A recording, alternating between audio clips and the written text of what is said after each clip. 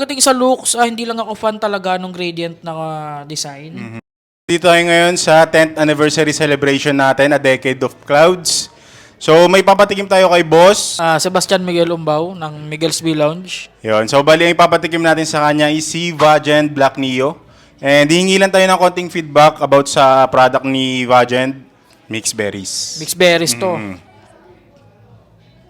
Bago ako mag-explain, disclaimer lang, yung i-explain ko dito regarding kay Black Neo is a personal preference. Yes. Unang puff ko pa lang kasi kuhang-kuha yung pagka mixed berries niya eh. Hindi siya yung pag natin is common pagdating sa mga mixed berries.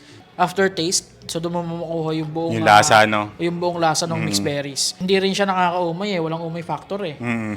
Baga balance na balance, no? Balance na balance talaga. Sanay kasi ako sa pastry talaga. Okay. Pastry lover pala si boss. Pagdating sa mga ganitong hagod, especially sa dispo, hindi ko talaga siya ramdam. So, bali sa looks naman, boss, anong masasabi mo sa looks ni Vagend Black Neo? So, pagdating sa looks, hindi lang ako fan talaga nung gradient na design. Pero overall, pogi din siya. Especially itong RGB niya dito RGB sa lights display. na. Oo. So, yun guys. Quick insight lang yun sa Vagend Black Neo. So, must try pa rin si Vagend Black Neo.